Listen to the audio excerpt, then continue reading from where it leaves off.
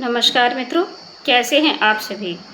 मैं ब्रजेश आचार्य हिंदी भाषा और उसकी परिभाषाओं को लेकर के आपके सामने उपस्थित हूँ।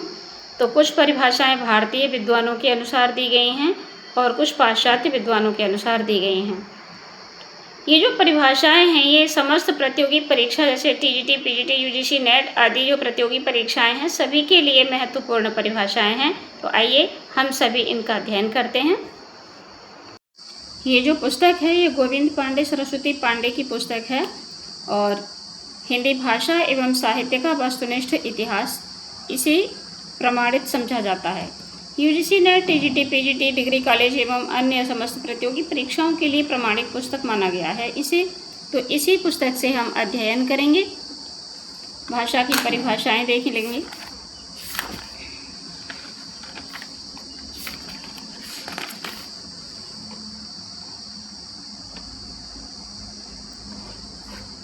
भाषा, तो भाषा शब्द किससे बना है? भाषा शब्द संस्कृत की भाष धातु से निष्पन्न है जिसका अर्थ है भाष व्यक्तायाम वाची अर्थात व्यक्तवाणी।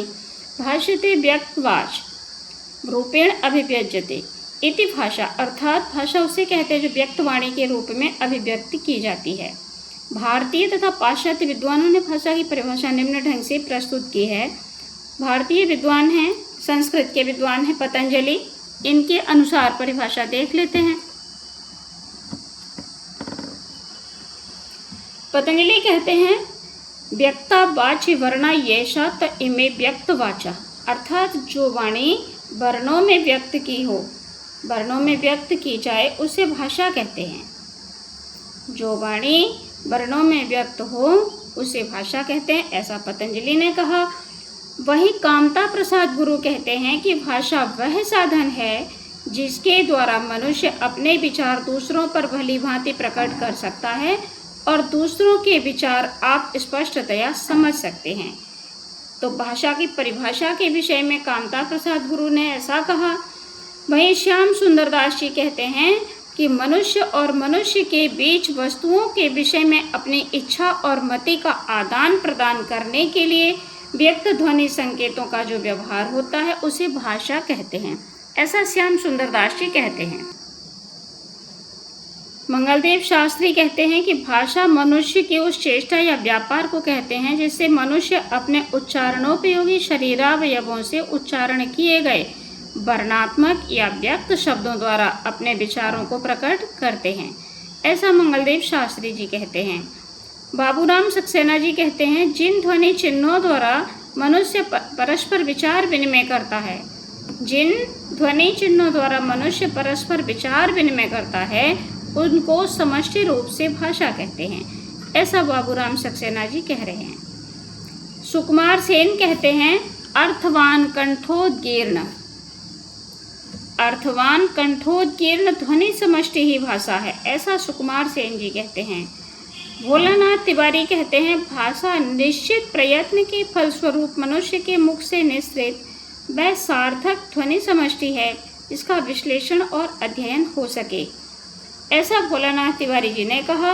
आचार्य देवेंद्रनाथ शर्मा कहते हैं कि भाषा यादृच्छिक रूढ़ उच्चरित संकेत की वह प्रणाली है जिसके माध्यम से मनुष्य परस्पर विचार विनिमय सहयोग अथवा भावाभिव्यक्ति करते हैं। तो ये भारतीय विद्वानों के अनुसार होगी। दूसरी आगे पांडुरंग दामोदर गुणे कहते हैं ध्वन्यात्मक शब्दों द्वारा हृदयगत भावों तथा विचारों का प्रकटीकरण ही भाषा है। ये सभी भारतीय विद्वानों ने अपनी अपनी परिभाषाएं दी हैं। पाश्चात्य विद्वानों के अनुसार भी परिभाषाओं को देख लेंगे।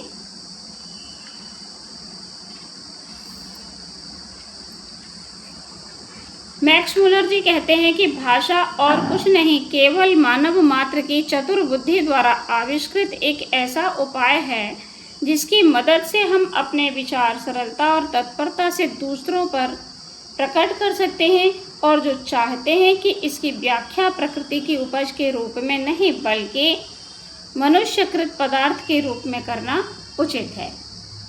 हेनरी स्वेट कहते हैं कि ध्वन्यात्मक शब्दों द्वारा विचारों का प्रकटीकरण ही भाषा है। वहीं पाश्चात्य विद्वान क्रोचे भी कहते हैं कि भाषा उस स्पष्ट, सीमित तथा सुसंगठित ध्वनि को कहते हैं जो अभिव्यंजना के लिए नियुक्त की जाती है।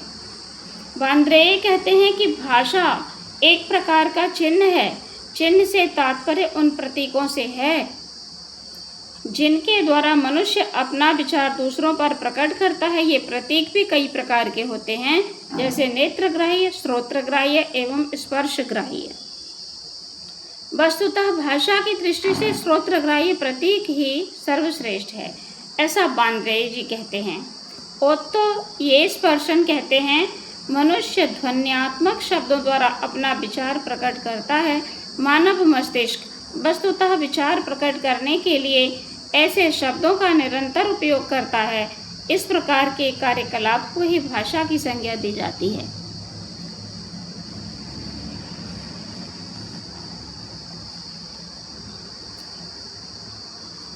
गार्डनर कहते हैं कि विचारों की अभिव्यक्ति के लिए जिन व्यक्त एवं स्पष्ट ध्वनि संकेतों का व्यवहार किया जाता है उन्हें भाषा कहते हैं। ब्लॉक तथा ट्रेगर कहते हैं भाषा यादृच्छिक ध्वनि संकेतों की वह प्रणाली है जिसके माध्यम से मानव परस्पर विचारों का आदान प्रदान करता है। श्रुतेवा कहते हैं भाषा यादृच्छिक ध्वनि संकेतों की वह पद्धति है। उन्होंने कहा ब्लॉक ट्रेगर ने कि भाषा यादृच्छिक ध्वनि संकेतों की वह प्रणाली है, और श्रुतेवा ने कह दिया कि पद्धति है। बात एक ही है जिसके द्वारा मानव समुदाय परस्पर सहयोग एवं विचार विनिमय करते हैं। दोनों की परिभाषा समान है, बस थोड़ा शब्दों का अंतर है। परिभाषाएं समान है ब्लॉक तथा ट्रेगर की और श्रुतेवा की। अब हम भाषा संबंधी प्रमुख सिद्धांत एवं उनके प्रवर्तकों को पढ़ लेंगे।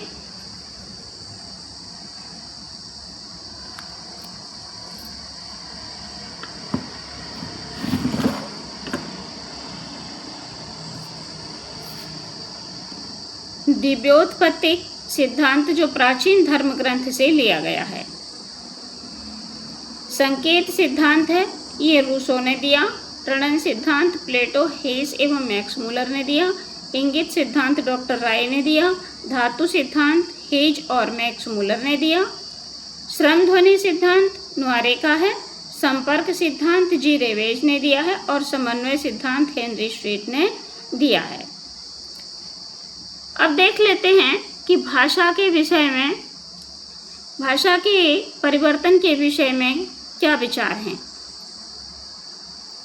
सन 1866 ईस्वी पेरिस में भाषा विज्ञान की एक समिति ला सोसाइटी द लिंग्विस्टिक ने अपने अधिनियम में निर्देश दिया गया कि भाषा की उत्पत्ति और विश्व भाषा निर्माण, इन दो विषयों पर विचार नहीं किया जाएगा।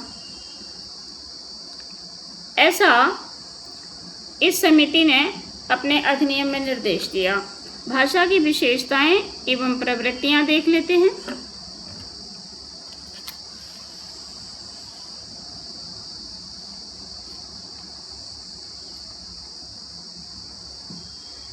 भाषा सामाजिक संपत्ति है। भाषा सतत, प्रवहमान, सहज और नैसर्गिक होती है। भाषा अर्जित संपत्ति है। भाषा परिवर्तनशील है। भाषा भाव संप्रेषण का माध्यम भी है। ये एक ही विशेषता दो बार छप गई है। भाषा अनुकरण से सीखी जाती है। भाषा जटिलता से सरलता तथा संयोगात्मकता से वियोगात्मकता की ओर उन्मुख होती है। भाषा परंपरागत वस्तु है। प्रत्येक भाषा की संरचना पृथक होती है और भाषा विकास के प्रमुख चरण क्रमशः निम्न हैं। तो आंगिक, वाचिक, लिखित और यांत्रिक। आंगिक संकेतों के द्वारा, वाचिक मौखिक, लिखित सभी जानते ही हैं लिखकर, और यांत्रिक कंप्यूटर आदि की भाषा। तो भाषा विकास के ये प्रमुख 4 चरण हैं। भाषा के विविध रूप होते हैं, इन्हें भी देख लेते हैं। मानक या परिनिष्ठित भाषा, जिसे स्टैंडर्ड लैंग्वेज कहा जाता है अंग्रेजी में। विभाषा, उपभाषा, प्रांतीय भाषा या बोली डायलेक्ट। अपभाषा, अपभ्रष्ट भाषा या अमानक भाषा, स्लैंग, व्यक्ति बोली, इंडायलेक्ट। विशिष्ट भाषा, प्रोफेशनल लैंग्वेज। कूट भाषा, सीक्रेट लैंग्वेज। कृत्रिम भाषा आर्टिफिशियल लैंग्वेज, राष्ट्रभाषा या नेशनल लैंग्वेज। इनको हिंदी और अंग्रेजी में क्या क्या कहा जाता है, ये दोनों चीज़ें दी हुई हैं। तो हमने यहाँ तक भाषा की परिभाषाएं पढ़ी। पाश्चात्य विद्वान एवं भारतीय विद्वानों के अनुसार हमने परिभाषाएं भी जान ली, देख ली, पढ़ ली, सभी प्रमुख सिद्धांत भी पढ़ लिए और भाषा की जो अपनी विशेषताएं हैं, प्रवृत्तियां हैं, उन सबको भी हमने देख लिया। भाषा विकास के प्रमुख चरणों को भी देख लिया। इसके अंतर्गत परिभाषाओं के साथ साथ हमने भाषा के विषय में 4 चीज़ें पढ़ी हैं। यहाँ परिभाषाएं पढ़ ली, सिद्धांत पढ़ लिए और किस समिति के अंतर्गत भाषा के उत्पत्ति और विश्व निर्माण के विषय में क्या निर्देश दिया गया, हमने ये भी जान लिया। इसकी प्रवृत्तियां भी पढ़ ली, भाषा विकास के हमने चरण भी पढ़ लिए और भाषा के विविध रूपों को भी पढ़ लिया। लगभग 5-6 चीज़ें हमने इसके अंतर्गत जानी हैं। तो इस वीडियो में बस इतना ही। मिलते हैं अगले वीडियो में। तब तक के लिए जय हिंद, जय भारत।